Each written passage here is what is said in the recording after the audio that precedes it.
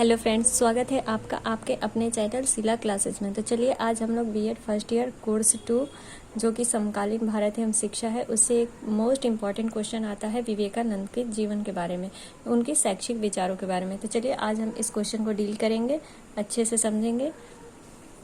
देखिए क्वेश्चन क्या है कि स्वामी विवेकानंद के शैक्षिक विचारों का वर्णन करें। तो चलिए पहले हम इनका जीवन संक्षिप्त में समझ लेते हैं कि विवेकानंद जी कौन थे।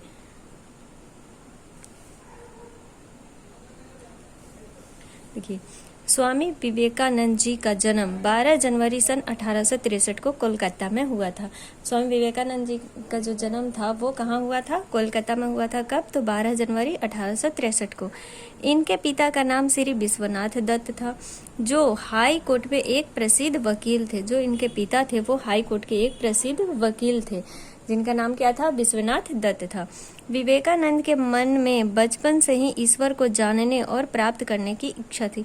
जो विवेकानंद थे वो मतलब धार्मिक व्यक्ति थे। उनको ईश्वर को प्राप्त करने की क्या थी? बहुत इच्छा थी कि आखिर ईश्वर होते कैसे हैं। तो उनको ईश्वर के बारे में जानना और प्राप्त करना ये उनकी इच्छा थी। विवेकानंद ने अमेरिका, इंग्लैंड और यूरोप में वेदांत के सिद्धांतों का प्रसार किया। जो भारतीय हमारे वेद हैं, 4 वेद हैं, उनको क्या किया विवेकानंद जी ने? जैसे ऋग्वेद, यजुर्वेद, अथर्ववेद और सामवेद जो है उनका क्या किया? प्रसार किया हर जगह। दूसरे देशों में भी उनका अपने वेदों का, जो भारत का वेद है उनका क्या किया? प्रचार प्रसार किया। इन्होंने 1 मई 1897 में रामकृष्ण मिशन की स्थापना की। रामकृष्ण मिशन की स्थापना कब हुई? तो 1 मई 1897 को। और किसने की? तो स्वामी विवेकानंद जी ने की। विवेकानंद के जन्मदिन को यानी 12 जनवरी को राष्ट्रीय युवा दिवस के रूप में मनाया जाता है। जो विवेकानंद जी का जन्म 12 जनवरी को हुआ था उसको किस दिवस के रूप में मनाया जाता है? तो राष्ट्रीय युवा दिवस के रूप में मनाया जाता है। और इनकी मृत्यु कब हुई थी? जो 4 जुलाई 1902 में हुई थी। अब स्वामी जी का शैक्षिक चिंतन देख लेते हैं। तो देखिए स्वामी जी का शैक्षिक चिंतन क्या था? तो विवेकानंद ने शिक्षा का अर्थ व्यक्ति को आत्मविश्वासी, आत्मनिर्भर और सशक्त बनाना बताया है। जो विवेकानंद जी थे वो क्या कहते थे? शिक्षा का अर्थ ऐसा होना चाहिए जिसमें से कि व्यक्ति में आत्मविश्वास पैदा हो, आत्मनिर्भर बने और सशक्त बने। मतलब वो कहीं किसी से भी ना डरे, वो निडर बने। शिक्षा का उनका ये अर्थ था। स्वामी विवेकानंद भारतीय दर्शन के पंडित और वेदांत के पोषक थे। ये वेदांत को व्यवहारिक रूप देने के लिए प्रसिद्ध हैं। मतलब इन्होंने क्या किया? वेदांत को व्यवहारिक रूप दिया, यानी हर व्यक्ति को इन्होंने बताया कि वेदांत को समझना चाहिए, मतलब व्यवहार में लाना चाहिए। जो उसमें बातें हैं उसको अपने जीवन में उतारना चाहिए। तो ये व्यवहारिक रूप देने के लिए प्रसिद्ध हैं वेदांत को। स्वामी जी ने अपने देशवासियों की अज्ञानता और निर्धनता को दूर करने के लिए शिक्षा की आवश्यकता पर बल दिया। देखिए इनका शैक्षिक चिंतन क्या था कि देशवासियों का निर्धनता और अज्ञानता कब दूर होगा? शिक्षा जब मिलेगी उनको, तभी उनकी अज्ञानता और निर्धनता दूर होगी। तो इसीलिए इन्होंने शिक्षा की आवश्यकता पर सबसे अधिक बल दिया। अब इनका स्वामी विवेकानंद का शिक्षा का संप्रत्यय समझ लेते हैं। कॉन्सेप्ट ऑफ एजुकेशन देखिए, तो स्वामी जी शिक्षा द्वारा मनुष्य को लौकिक एवं पारलौकिक दोनों जीवनों के लिए तैयार करना चाहते थे। देखिए स्वामी जी जो थे वो मनुष्य को लौकिक मतलब क्या हुआ? यानी संसार, जो इस संसार में यानी जो दुनिया से संबंधित है, जो हमें प्रत्यक्ष दिखाई देता है, उसको क्या कहते हैं? लौकिक। जैसे मनुष्य से जुड़ा हुआ क्या है? पेड़ पौधा हो गया, धरती पृथ्वी हरा भरा जो भी सब चीज़ है इस संसार में, वो हो गया लौकिक। एवं पारलौकिक यानी आत्मा, परमात्मा, स्वर्ग, नरक, ये सब क्या आता है? पारलौकिक।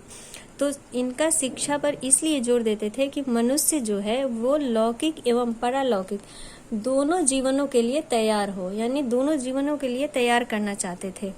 इनका विश्वास था कि जब तक हम भौतिक दृष्टि से संपन्न नहीं होंगे तब तक ज्ञान, कर्म, भक्ति और योग ये सब कल्पना की वस्तु होगी। मतलब इनका कहना ये था कि जब तक हम भौतिक दृष्टि से संपन्न नहीं होंगे, जब तक हम मतलब भौतिक दृष्टि में क्या हो गया? जैसे सुख सुविधा, जब तक हमारे पास सुख सुविधा नहीं होगी तब तक हमारा मन क्या है? भौतिक पे नहीं लगेगा। अगर हमारे पास खाने के लिए रोटी ही नहीं है तो हम कहाँ से भगवान की भक्ति कर सकते हैं? तो इसीलिए इन्होंने कहा है कि जब तक इंसान के पास भौतिक सुख नहीं होगा वो भक्ति योग में ये सब नहीं कर सकते। मतलब ये सब उनके लिए क्या थी, एक कल्पना ही है। इन्होंने एक नारा भी दिया है जो है, हमें शिक्षा ऐसी चाहिए जिसके द्वारा हमारा चरित्र का निर्माण हो, मन बल बढ़े, बुद्धि का विकास हो और मनुष्य स्वावलंबी बने, यानी अपने पर निर्भर बने। ये शिक्षा को मनुष्य के निर्माण की शिक्षा कहते थे। ये जो शिक्षा, तीसरा था उनका उद्देश्य, यानी शिक्षा के क्या उद्देश्य होने चाहिए। तो देखिए उनका उद्देश्य था, पहला था शारीरिक उद्देश्य, यानी हमारा शरीर क्या होना चाहिए, स्वस्थ होना चाहिए। दूसरा है मानसिक एवं बौद्धिक का विकास होना चाहिए। शिक्षा का उद्देश्य क्या हो कि हमारा बौद्धिक विकास भी हो, मानसिक विकास हो, बौद्धिक विकास हो, हमारी सोचने की जो क्षमता है वो जागृत हो, हम सोच सके किसी भी कार्य में, मतलब अपनी बुद्धि के अकॉर्डिंग उस कार्य को सफल कर सके। तीसरा है समाज सेवा की भावना का विकास। मतलब शिक्षा का उद्देश्य ये भी होना चाहिए कि समाज सेवा हमारे अंदर उत्पन्न हो, हम किसी भी जो व्यक्ति, जरूरतमंद व्यक्ति है उसकी मदद कर सके, समाज सेवा की भावना हमारे अंदर विकसित हो। चौथा है शिक्षा का कैसा उद्देश्य होना चाहिए कि नैतिक एवं चरित्र का विकास होना चाहिए। मतलब शिक्षा ऐसे हो जो कि हम बड़ों को रिस्पेक्ट देना सिखाए। ऐसा नहीं कि हम लोग गुंडे मवाली की तरह गाली गलौज करें, तो ये शिक्षा का उद्देश्य नहीं होना चाहिए। चरित्र का विकास होना चाहिए शिक्षा का उद्देश्य। तीसरा क्या है, व्यवसायिक विकास। मतलब शिक्षा का उद्देश्य ये भी होना चाहिए कि जीवन को यापन करने के लिए, जीने के लिए हम विकास, मतलब व्यवसायिक कार्य कर सके, स्किल कोई डेवलपमेंट होना चाहिए। मतलब पाठ्यक्रम में ऐसा कोई विषय होना चाहिए जिससे कि व्यक्ति शिक्षा के साथ साथ अपने जीवन की जरूरतों को भी पूरा कर सके उस कौशल के द्वारा। छठा क्या है, राष्ट्रीय एकता का विकास। ये भी होना चाहिए, राष्ट्रीय एकता का विकास भी होना चाहिए। विश्व बंधुत्व की भावना है, यानी जैसे देखिए अब देश में आजकल क्या है, अगर शिक्षा में हमारे शिक्षा का उद्देश्य ये होना चाहिए कि हमें धर्मनिरपेक्ष बनाए, ये नहीं कि आपस में लड़वाए, राष्ट्रीय एकता अपंग ना हो, जैसे हिंदू मुस्लिम कर करके लड़वाते रहता है, तो ऐसा नहीं होना चाहिए। भाई बंधुत्व वाला विकास होना चाहिए। शिक्षा का ये उद्देश्य होना चाहिए कि वो सांप्रदायिकता की भावना को दूर करे। तीसरा है धार्मिक शिक्षा एवं आध्यात्मिकता का विकास। देखिए धार्मिक शिक्षा एवं आध्यात्मिक का विकास से ये मतलब है कि यहाँ पर सभी को अपने अपने धर्म की रक्षा मतलब करने की इजाज़त है। यहाँ कोई भी मतलब एक दूसरे के धर्म पर उंगली नहीं उठा सकता है, ऐसी शिक्षा होनी चाहिए। आध्यात्मिक विकास होना चाहिए। ये था स्वामी विवेकानंद के अनुसार शिक्षा का उद्देश्य। अब इनके अनुसार शिक्षा की पाठ्यचर्या कैसी होनी चाहिए, यानी सिलेबस या कैरिकुलम जो भी कहिए। तो स्वामी जी के अनुसार पाठ्यक्रम में निम्न विषयों को स्थान देना चाहिए। इनके अनुसार क्या है कि ये सब विषयों को स्थान देना चाहिए। सबसे पहले क्या है, तो अपनी मातृभाषा को, मतलब जैसे क्षेत्रीय भाषा को क्या देना चाहिए, सबसे महत्वपूर्ण स्थान देना चाहिए पाठ्यक्रम में। इसका भी ध्यान रखना चाहिए। दूसरा, अपने धर्म एवं दर्शन को समझने के लिए संस्कृत भाषा को भी पाठ्यचर्या में शामिल करना चाहिए। तीसरा क्या है, अपने देश को समझने के लिए प्रादेशिक भाषाओं आदि को भी स्थान देना चाहिए। देखिए जैसे पाठ्यचर्या में ऐसा विषय डालना चाहिए जिससे कि हम मान लीजिए बिहार में हैं तो यूपी का कल्चर या दक्षिण भारत का कल्चर भी होना चाहिए, जिससे कि हम अपने देश या प्रादेशिक बारे के भाषाओं के बारे में भी समझ सकें। तो पाठ्यचर्या ऐसी होनी चाहिए। विवेकानंद की शिक्षण विधियाँ। देखिए विवेकानंद जो थे वो आत्मा की पूर्णता में विश्वास करते थे। मतलब उनका कहना था कि आत्मा जो है वो पूर्ण है, अधूरा नहीं है, और यह मानते थे कि आत्मा सभी जगह विद्यमान है। इन्होंने भौतिक ज्ञान की प्राप्ति के लिए कुछ विधि बताई है, जो है प्रत्यक्ष विधि, अनुकरण विधि, प्रयोग विधि, व्याख्यान विधि आदि का समर्थन किया है। आगे देखते हैं इनका अनुशासन में क्या था कहना। देखिए मनुष्य जीवन के मुख्य 3 पक्ष होते हैं। मतलब इनका अनुशासन के लिए क्या कहना है कि मनुष्य जीवन का जो है उसका 3 पक्ष होता है। क्या होता है, प्राकृतिक होता है, सामाजिक होता है और आध्यात्मिक होता है। तो स्वामी जी ने इन तीनों पक्षों को महत्व देते थे। स्वामी जी जो थे इन तीनों पक्षों को महत्व देते थे, परंतु सबसे अधिक महत्व किसको देते थे, वो आध्यात्मिक पक्ष को महत्व देते थे। मतलब उनका खुद ही विश्वास ज़्यादा ईश्वर में रहता था, इसीलिए वो सबसे ज़्यादा आध्यात्मिक पक्ष को देते थे। स्वर्ग नर्क आत्मा परमात्मा इन सब की प्राप्ति पर उनका ज़्यादा ध्यान रहता था।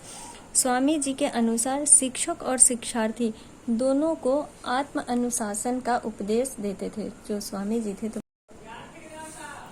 देखिए, शिक्षार्थी, स्वामी विवेकानंद जी का कहना था कि स्टूडेंट यानी विद्यार्थी कैसा होना चाहिए।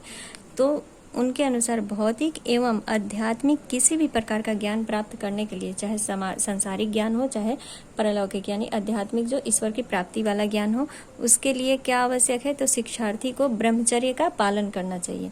उनके लिए ये सबसे आवश्यक था। वे कहते थे कि जो गुरु और शिष्य का जो संबंध होता है वो एक दूसरे के दिव्य स्वरूप जो होते हैं उनको देखना और समझना चाहिए। ऐसा उनका शिक्षार्थी के बारे में कहना था कि शिक्षार्थी को गुरु शिष्य के संबंध को, एक दूसरे के संबंध को क्या करना चाहिए, समझना चाहिए। नेक्स्ट है विद्यालय।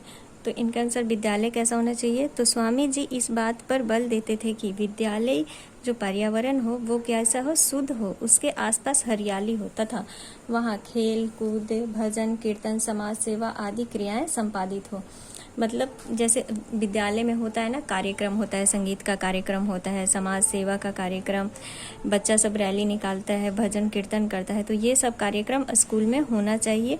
खेल कूद भी होना चाहिए जिससे कि बच्चों का जो मानसिक और शारीरिक जो तंदुरुस्ती है वो बनी रहे, एक्टिविटी उनके अंदर पर्याप्त मात्रा में रहे। तो ये था स्वामी विवेकानंद जी के बारे में।